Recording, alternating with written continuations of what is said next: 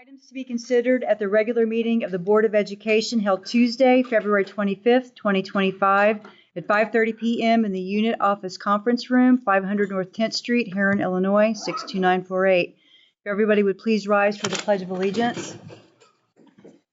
I pledge allegiance to the flag of the United States of America and to the republic for which it stands, one nation, under God, indivisible, with liberty and justice for all. Mrs. Hastings, would you please call roll? John Hutchinson. Here. Susie Etherton. Here. Daniel Kay. Here. Kelly Green. Here. Steve Young. Here. Dave Bob. Here. Steve Robinson. Here. At this time, we'll recognize anyone who would like to address the board. When recognized, that person should give their name before making their comments. Statements are asked to be limited to 5 minutes in duration, and Mrs. Hastings will set a timer. Is there anybody that would like to address the board at this time? My name is Vernon Vaughn. I was just curious on what was going on with the intersection crossing there at the middle school. I didn't know if there was any headway on like a cross guard being hired or what the plan was. I saw the cop was gone today, so I don't know if that's over with. I heard it wasn't permanent, so I just didn't know what was the process of that. Mr. Wilson, would you like to address that, please? Yeah, we've been working with the city to figure out the best solution. Putting a crossing guard down there may not be the best solution because of how busy that intersection is. I talked to Chief Doris about that. We have had our resource officer sitting down there. He's had some other things he's had to attend to also, so he's not dedicated there 100% of the time. We're going to continue working with the city on some possible ideas to make that a safer crosswalk. I know the city has already got plans for the resurfacing the entire 148. Well, it's not a city plan, it's a state plan since it's a state highway. But to resurface that, fixing that crosswalk to make it handicap accessible, making the markings more visible. Some other ideas that have been tossed about are possibly making it to where when the button is pushed for a student or anyone to cross, that all 4 lights would turn red. That way there's a, let's say, a 30-second pause for everybody so everybody could cross safely, and then the normal traffic patterns or lights would operate again. So with the volume of traffic there is a concern from putting a crossing guard out there in that position. Having somebody there to help monitor the students crossing is something we are doing with our resource officer there. I think the biggest thing is just everybody using this as a point of awareness of distracted driving and making sure we're paying attention as we're moving up and down through the streets at school time. So is there one prong solution that fixes this? I don't think so. It's kind of a combination of those things. But Mayor Frattini, Chief Doris, and I, we've been in contact and communicating to resolve the issue, and those are some of the conversations we've had at this time. But sad deal. Thankfully, student wasn't hurt. But what does it take for us to grab our attention? This has got our attention. We don't want it to happen again, or even worse, a student be hurt severely or worse. So When you got a question, when you say there's too much traffic to have a crossing guard? So if like figuratively putting a crossing guard out there in the intersection. Well, I mean like the person that helps cross. So that's a little bit different too, right? So go to Carterville on Greenbrier and Grand. They have a police officer in the middle of that intersection at school time, morning and night, because of the volume of traffic. And that person's standing in the middle of the intersection, getting kids across, getting traffic moved through. That's not what you're talking about. You're talking about someone more standing at the intersection to help kids get across the street. One, and I know the cop that's there now, and like you said, some stuff came up, I guess, today. Mm-hmm. On Friday, there was a fight after school. So right. We had to leave for that too. So, I mean, obviously, there's going to be. Yeah, there's some other things there. Right. It's not going to be there to help or to, do anything really. Right. So, right. I know a lot of people have talked about like volunteering and stuff. Mm-hmm. I talked to the mayor yesterday at a city board meeting, and it seemed like we couldn't do that. And we did say that. It's a liability, right, for you. If you were to go down there and volunteer, right, and then there's an accident, just nothing to do with you, it just so happens to be an accident, and then there's that liability piece that's there. The liability on the city's part, or I believe that's what it would be on the city's part, yes. As opposed to, I guess I'm what's the idea if there is a crossing guard, like actually giving somebody, issuing them a stop sign, and isn't that a liability as well?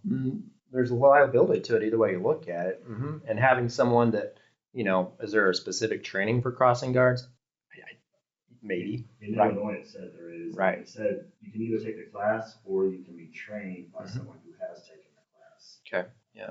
And I guess that would maybe take away some of the liability if like a volunteer just said, hey, go ahead and walk, and the kid gets hit, and like parents can be like, well, you tell my kid to walk. That kind of thing too. Right. So I don't know if the classes took over that responsibility or Yeah. something. I don't have the answer to that question. And I think it's something that, again, that just the communication, coordination between the city and us is something we have to get to those answers and find those out.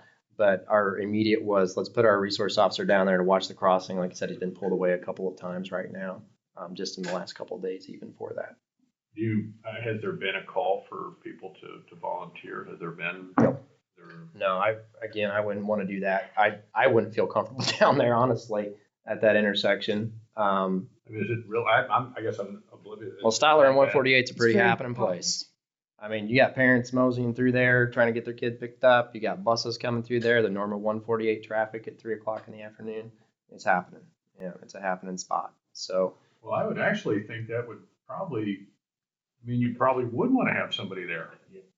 I mean, just saying, well, it's too busy to actually really get a control How many of that. kids cross there per day? Did they get a number on? Brad, it? what do you estimate kids crossing there? Varies day to day, but 20 or so. Yeah. I would say a max of 50 any given day.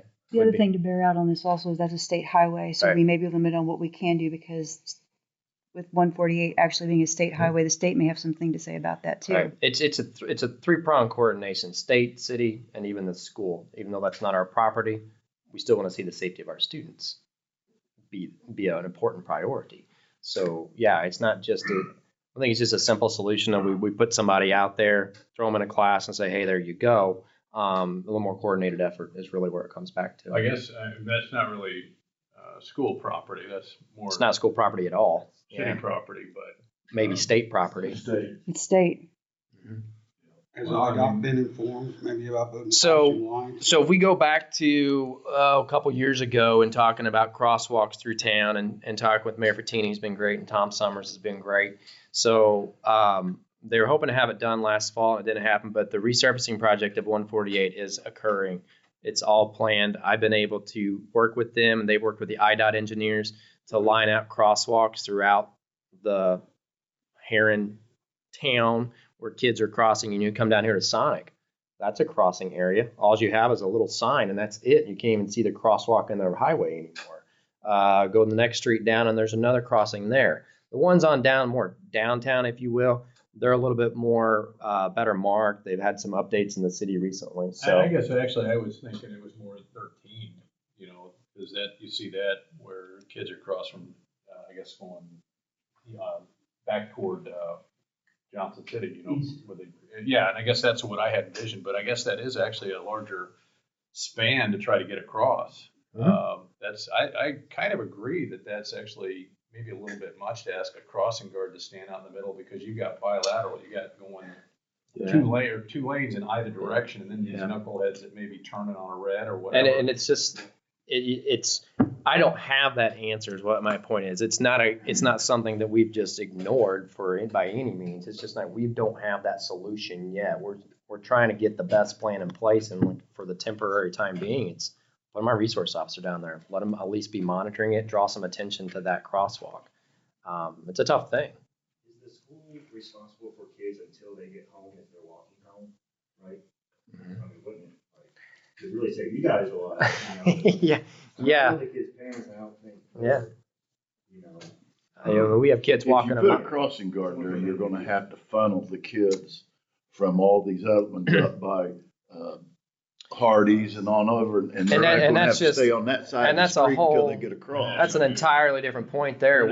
They can cross anywhere they want to, and unfortunately, some of them are like, I'm going to dart out there in the middle of the road where there is no crossing. They're not going to do that. Yeah, They have their own mind, and you can lead the horse to water all you want, but it just don't drink sometimes. So it's certainly a point of concern that we have. I mean, it's a dangerous intersection. and obviously it can lead to a student being harmed. But it's not something the school can just say, by golly, here's what we're going to do. And it's that coordinated effort. And I think that's what adds this, a little more complexity to the situation. Finding the right person qualified to do so, they can do that. We already train our kids regularly about crossing at the crosswalks, following, and that student had the right of way, clearly had the right of way. The driver just, I don't know who or what, driver was distracted, driver was ticketed for that, not yielding to the pedestrian, that type of thing. So it is an issue. If everybody has everything right and somebody still drives distracted, it's still a problem that we don't always have control over. So I don't, I'm not trying to evade anything. I just don't have the answer right now. Those are some answers we're working on. It's better striping, better crosswalk, better ideas and solutions, possibly a person down there, and how that person employed by the school, by the city, how legal is that? Those are the types of things that have to kind of come together and Even just something to wash. create some more visibility or an awareness that that's a guarded intersection. And that's the biggest thing that I've been harping on, is just the awareness and the visibility of those, every one of the crosswalks through town where our kids are close to crossing. From the high school to go back to the west, Sonic and whatever, can't think of the next street down right now. I'm saying Sonic is at Harrison and Polk, but anyway, Yes. those two streets are crossed heavily. Because our kids walk a mile plus. A lot of them do. Well, if they get a ticket, for violating, a few tickets will get a word out that that's a heavily policed intersection. Yeah. And I think the city could probably, And that's part of the conversation with Chief Doris as well that we've had. And again, Chief Doris and Mayor Frattini and I, we have no problems communicating about it, and we have. And it's just kind of getting that hammered out and figuring out what checks the boxes from a safety standpoint, from a legality standpoint, from a who's responsible, what can we do. So it's just those boxes being checked. It's not I don't have an answer right now, but it's something that's in progress, and hopefully in the next couple of weeks we'll have that finalized solution to be able to say, here's the permanent solution, if you will. And then down the road, like I said, I know the reinforced or the more noticeable lights and markings are coming, and I'm hoping that pause for 4 ways of traffic is a possibility. I don't know what kind of engineering that is or what kind of legality that is from that standpoint, but IDOT would know that. I've heard some other towns around here. No, Carbondale has some of them. Ideal solution, few $1 million to put a bridge over the road, right? Mr. Laux on his farewell, Dave Laux Bridge, we're gonna get it done, but no. Okay. But I definitely appreciate your concern and voicing it, and I'd be glad to talk to you more about that at any time and share ideas back and forth from what you're. But I mean, it's a concern for sure. Yeah. Yeah. Thank you for your comments. Anybody else would want to address the board this evening? Now we'll move on. We need a motion, a second, and a roll call vote to accept and approve the items included and not extracted from the consent agenda for Tuesday, February 25th, 2025. Daniel Hay, Yes. John Hutchinson, Yes. Kelly Green, Yes. Dave Laux, Yes. Susie Anderton, Yes. Dave Robinson, Yes. Steve Young. Yes. Moving on to old business, Mr. Wilson, do you have an update for our construction? We have some gentlemen here. Yeah, Brad Kaiser, 18 Mitchell. If you want to give an update on the junior high, I appreciate it. On the kitchen and cafeteria areas, we're doing final clean right now on a bunch of items. Our part of it, as far as other than just a couple of changes we're making, are done. We do have the roofing, or the trim on the roof. Talked to them earlier today, and they got the material. They'll actually be here within the next 2 weeks, so that'll all be done as far as the scupper, the downspout and stuff by the front door. Plus they'll do the soften on the gymnasium at the same time. Right. The fire alarm testing's been done, plumbing inspection's been done. I don't know what all other inspections we got. Backflow preventer with Just sprinkler. so. Yeah. So pretty much all that's ready to go. I mean, it's ready to basically turn over to you as long as the kitchen and stuff's all. Yeah, the kitchen cafeteria is pretty close. Yeah. Pretty close. Which I'll have all cleaned and everything next couple days. Okay. The gymnasium, they're putting up goals, they're putting up padding. The flooring will actually start showing up next week. Mhm. We're putting in the pockets for the volleyball courts, we're gonna be putting those in. For the sleeves? Yeah, the sleeves, they're gonna be going in. They sent us the two, they didn't send us the extra. Okay. They're supposed to be coming, which we aren't doing prep for, that's not involved. The, EFS is, since weather actually has turned off good, the EFS guys are back and working on that too on the east side. Yep. So we should be able to get that, hopefully if the weather stays decent, we should be able to get that finished up pretty quick. They're starting to put brown coat on today, so. Okay. We'll get color on with them later on this week, hopefully. Cool. I think tomorrow the weather's supposed to hold out pretty decent until late afternoon. Yeah, I don't think it's supposed to rain much now. If they get a brown coat, we'll be in great shape. Just weather-wise on that back parking lot playground area? Just, we gotta get it dried out. I mean, it's a mud pit, I know, Yeah, but, it's nasty. right. Out there just the other day at the machine, it's not good. Yeah. So, Yeah, inside the gym, I mean, we've got scoreboards left to hang. You're hanging the ball goals right now. Anything else in the ceiling? Because we want to get all that done before we put our wood floor down. They put up the socks. Okay. Those are up. They do have the extensions, which are making them right now. They go into the wall. Mhm. And that'll be done by the end of the week. And that's for the HVAC to go out in as far as your duct work, if you will. That part will be done also. Okay. So we don't have that much more up above to get done. These things can be that full. It's gonna be a while. Yeah. So, I mean, You got to bring the lumber in, let it acclimate to temperature. After that sets for 2 weeks-ish. Yeah. He told me, from start to finish, that means from like starting next week, he said it could possibly take 6 to 7 weeks. Okay. All right. I mean, that's. And that's completely- laying the that's floor, installed, painting it, letting it painted, cure, everything. finished, and you guys can have it. Yeah. So- Yeah.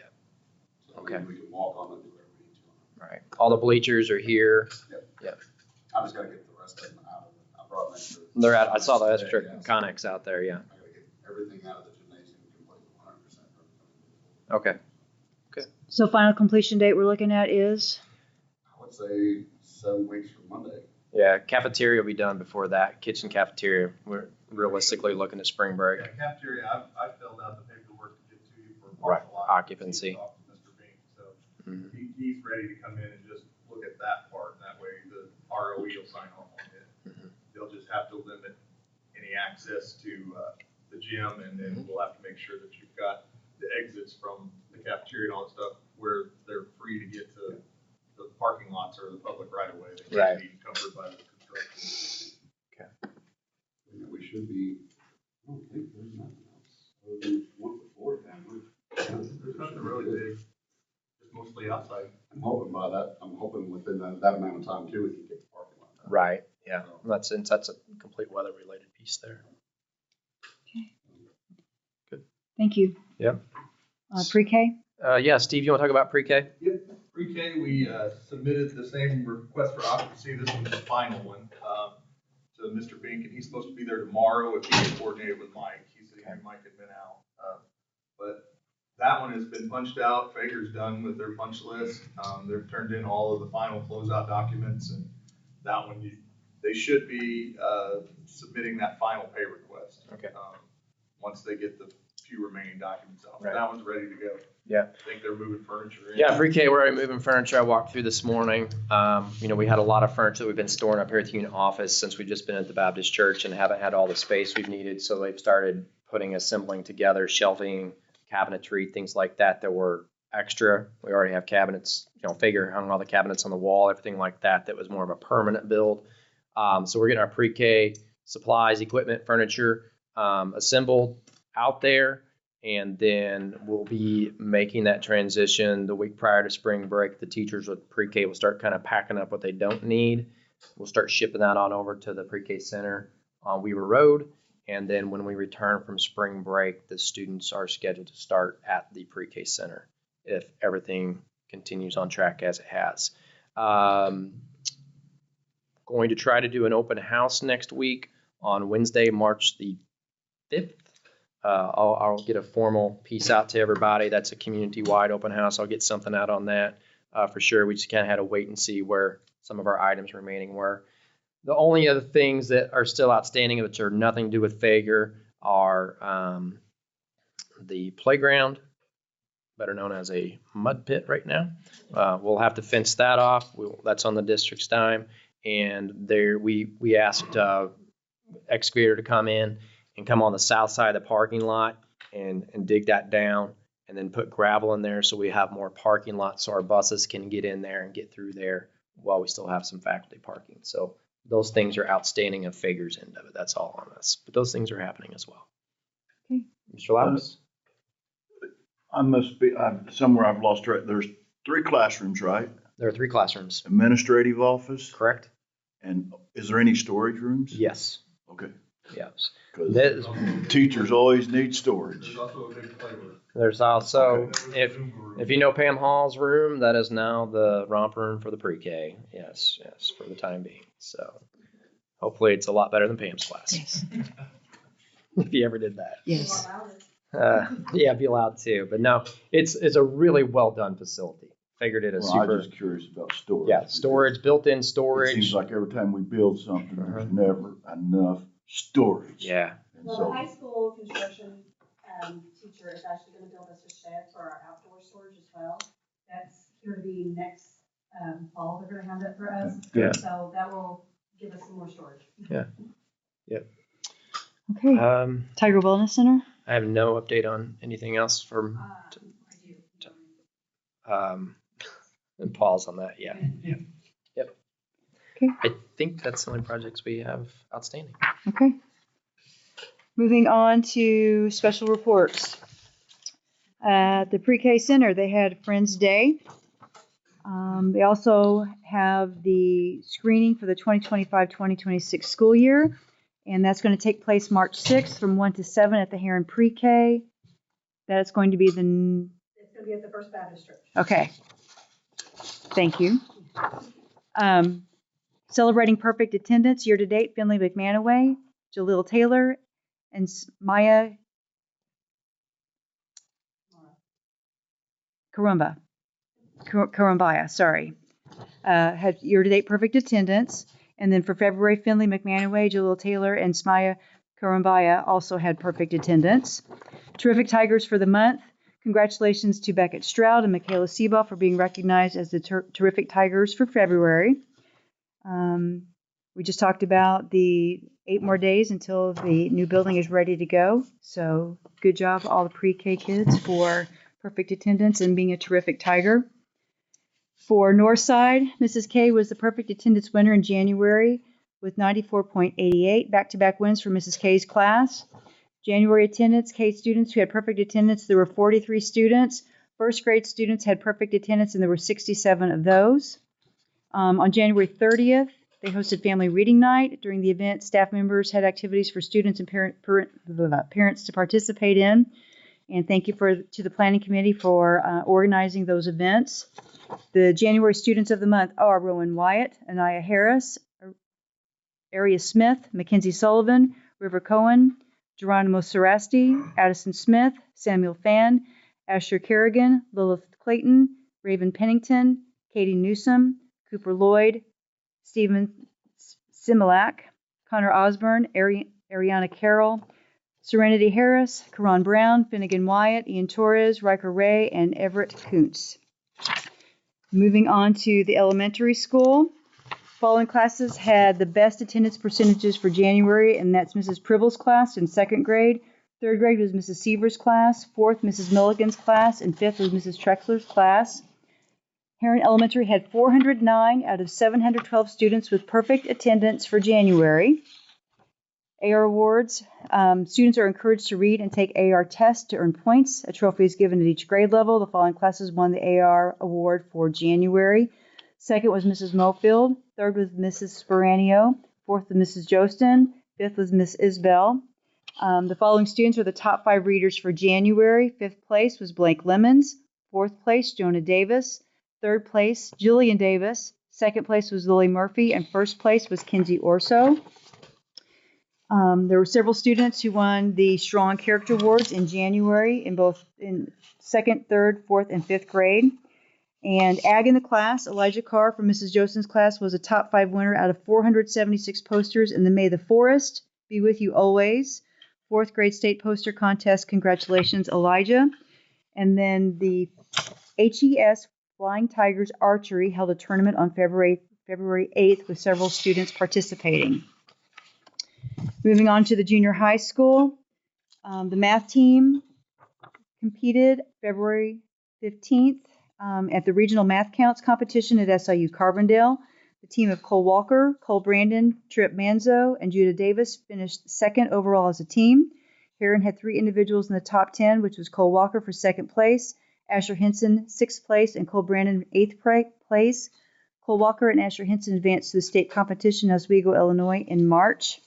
The dance team competed also on February 15th and placed 8th overall in junior high lyrical at the IDTA state finals in Springfield. And then at the high school level, congratulations to Sydney Nelson. She went on to the IHSA girls state competition.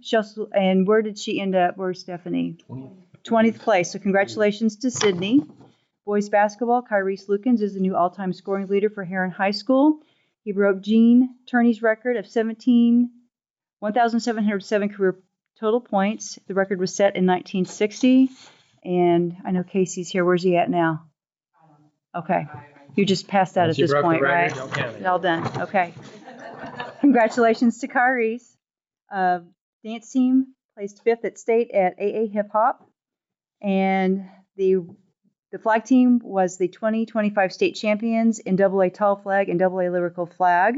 Congratulations to them. The IHSA All-State Academic Team, Waylon Hall was nominated by Herrin High School to compete for the IHSA All-State Academic Team, and the team is chosen by IHSA. And lastly, congratulations to Herrin High School math team for a great showing at the competition on Saturday. We will have more details with regard to that, I would assume, at the March meeting. So congratulations to all of our Tigers. And then moving on to new business. We need a motion, a second, and a roll call vote to approve the 2025-2026 school calendar as presented. Question first. Yes. Are you happy with it, Kyle? Okay. We're Now doing, make the motion. we're doing 180 days in a row, no breaks. I hope for that. No. Now, Mr. Harlow and I have had a lot of You back good and with it? forth. All right. Appreciate the input from all the teachers, yeah. Very helpful. Okay, once again, motion, a second to approve the calendar as presented. Second.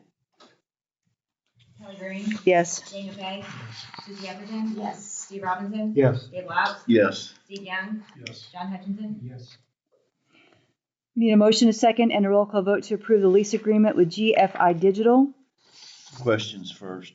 Okay. Thank you. To the high school people, are you happy with it? Well, they won't have a lot. Digital. They won't have that knowledge. They're I mean, do they have it now? the copy machines they have now. Yes.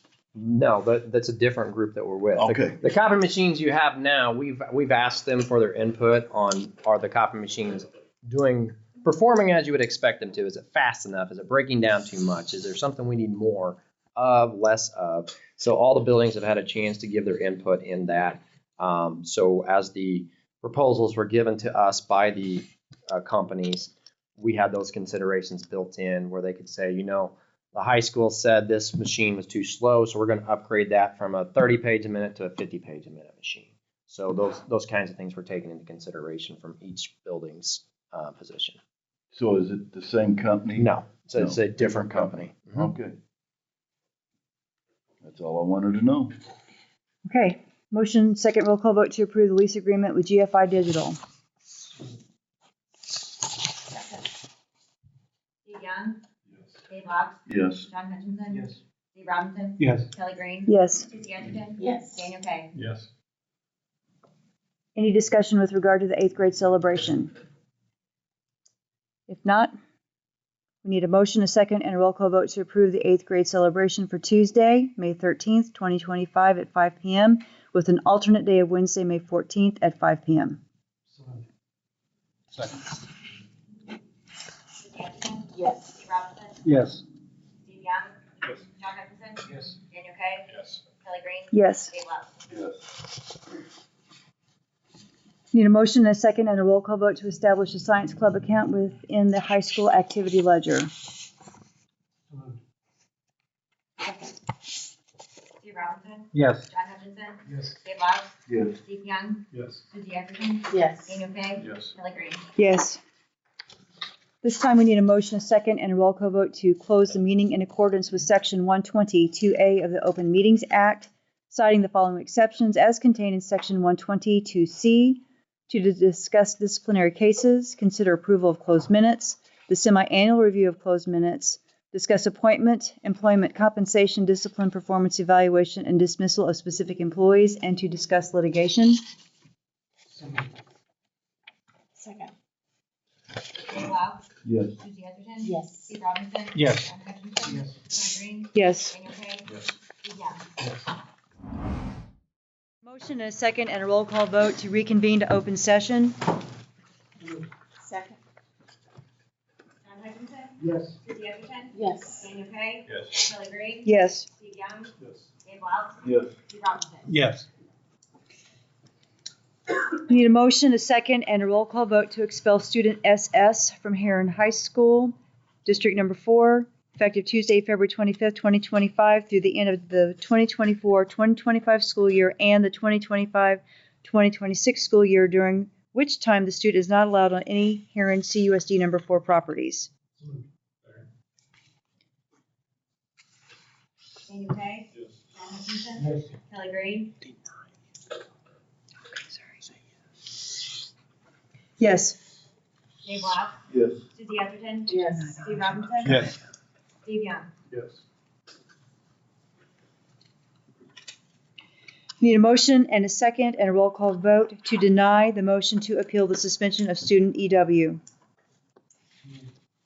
Kelly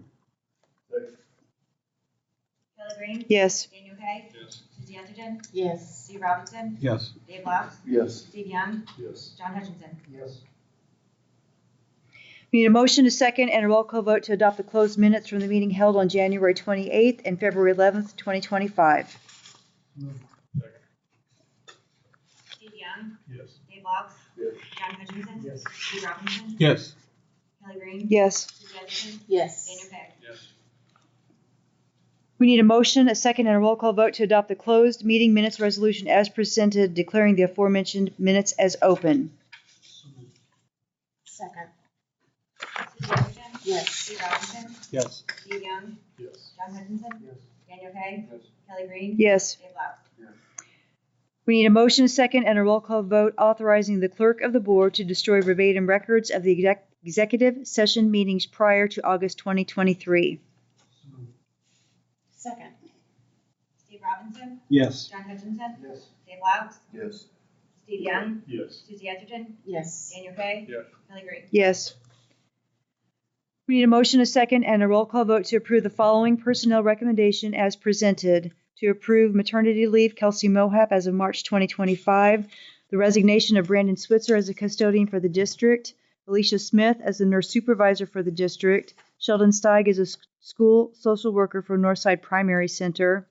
For employment, Nini Leong as a reading aide for Northside Primary Center, Nathan Lieber as an exploratory teacher for the junior high school, Dennis Cripps as a JV baseball coach for the high school, vacancies to be posted, a custodian for the district, new supervisor for the district, school social worker for Northside Primary Center. Second. Dave Blount. Yes. Susie Etterton. Yes. Steve Robinson. Yes. John Hutchinson. Yes. Kelly Green. Yes. Daniel Kay. Yes. Steve Young. Yes. Having completed the items on the agenda, I need a motion, a second, and a roll call vote to adjourn the meeting until the next regular meeting of the board scheduled for Tuesday, March 25th, 2025 at 5:30 p.m. in the unit office conference room. John Hutchinson. Susie Etterton. Yes. Daniel Kay. Yes. Kelly Green. Yes. Steve Young. Yes. Dave Blount. Yes. Steve Robinson. Yes.